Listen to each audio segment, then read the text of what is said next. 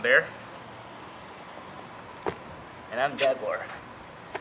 We're here today from the Freed to teach you guys some basics. We're going to do landings, slap outs, and rolls. Got to get these 3 basics down before we move on to more advanced tutorials in our series. Okay, so we're going to start off with landings. It's a very, very basic parkour move. It doesn't seem like parkour, it seems pretty straightforward, but there's actually a lot of mechanics behind landings. So when you want to properly land, you don't want to just have your whole foot hit the ground. What you want to do is you want to jump, and whenever the first thing that hits the ground will be the balls of your feet. So right there, this part, not the heel, always the front, okay? No matter where you're landing, after a vault, after a flip, whatever you're doing, you have to land on the balls of your feet. So you want to compress, which helps you take the impact of the jump or a fall. So you bend your knees a little bit, but you never want to bend your knees past 90 degrees because otherwise your knees will be taking too much of the impact. And in the long run, if you keep doing that past 90 degree stuff, you will end up with arthritis and no more parkour. Tendinitis. It's no more parkour. No parkour. Alright, so let's start. Sure. Let's do some landings. Alright, so these are a few drills we do just to practice landings and get used to landing on the balls of your feet. So what we're going to do is we're going to jump up as high as we can, tuck our feet in as we start to drop down, extend our feet, land on the balls of our feet, and then bend our knees and take it to landing. So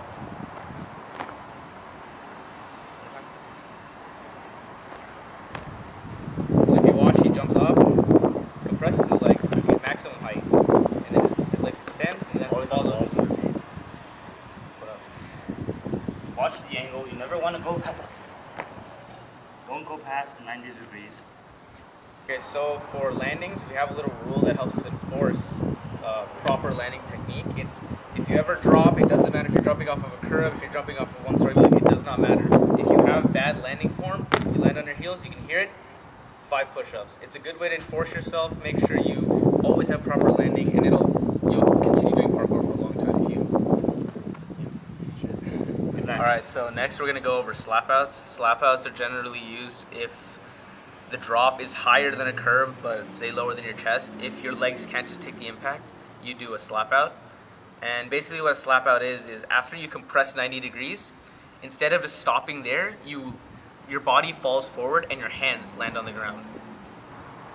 One common mistake people do is that when they're doing a slap out, they go into kind of a froggy position, which is incorrect because you're not really spreading out the momentum and of the impact as you're supposed to. And also, you never want to just use your fingertips and land like this. You always want to use your entire palm on the ground.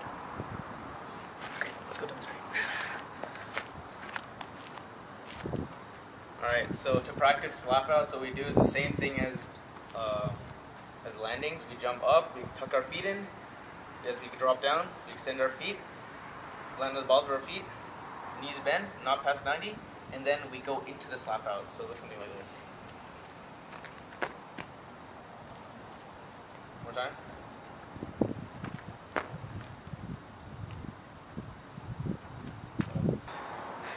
Alright, now that you guys have mastered landings and slap outs, we're going to move on and do some rolls. So rolls are used if you're jumping off of higher obstacles, coming out of like a bad vault. And basically what it is a safety technique. So we're going to walk you through the basics and how to get into the roll.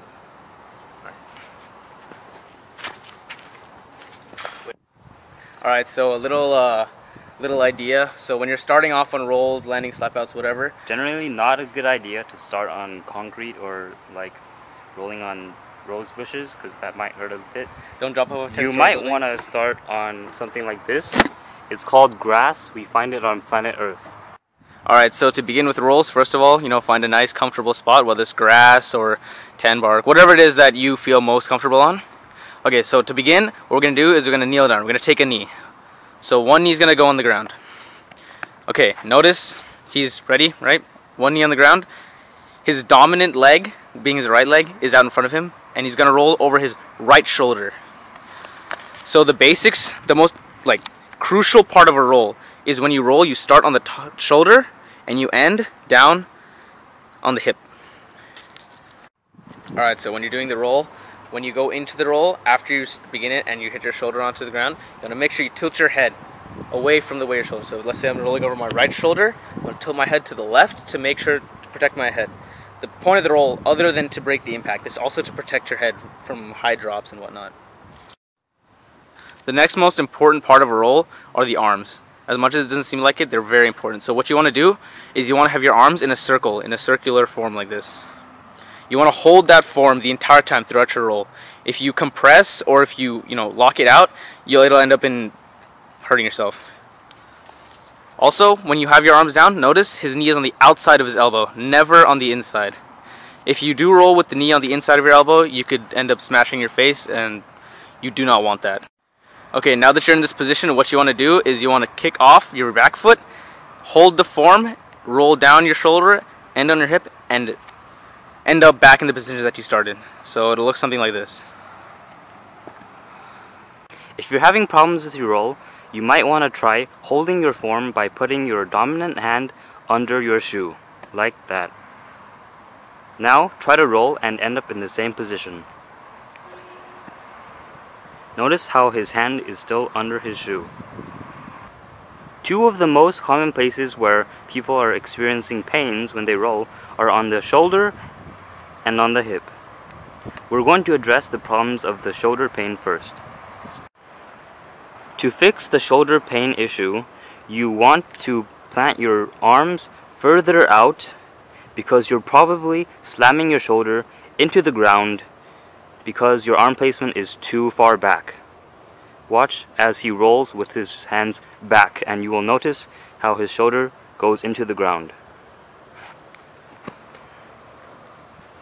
To fix this, place your hands out a little bit further and try to roll down from your arm placement on the ground, along your arm to your shoulder, and then diagonally across your back.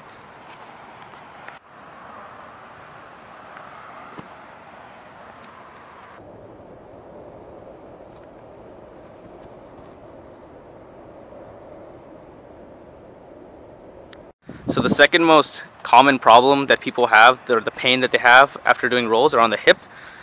And to fix this, what we need to do is we need to play around with the angle at which we exit a roll.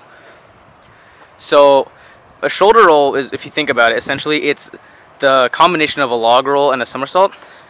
So if you watch him once, he exits in more of a somersault. So he comes up and misses his hip. What you need to do to fix this is you need to play around with the roll. You need to try it a couple times and figure out what angle you stand up at. So the one way you can do this is just find a grassy area and kind of just roll across your back until you can find the way where you exit the roll on the meaty side where it won't hurt. So for example, you can turn the angle by rolling like this. Doing more of a log roll and exiting out facing a different direction. But other people might feel comfortable just going more forwards. In this case, you exit in the same direction and it's more of a somersault. Alright, another common issue that we have is after doing the roll, you exit and you end up on 2 feet instead of one after another. So it's difficult to stand up. Not to mention a lot of impact goes down your legs. The simple way roll is to be able to get up and keep going. You spread out your momentum and you can continue on your path. So the simple way to fix this is with your legs. After you go into the roll, you make a figure 4. Like this. Or yeah. Notice the figure 4? He comes up and walks it off, no problem. One final issue that we want to discuss is when you come into the roll, when you begin your roll, do not begin with your feet staggered, one foot out in front of another. You want to always begin a roll with both feet together. So in a landing, out of precision, anything. When you go into the roll, generally you want to try to keep your feet together.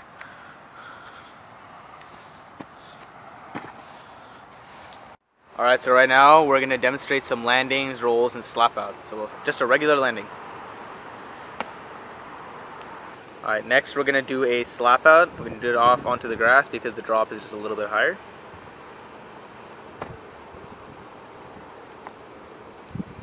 Finally, we're going to do a roll.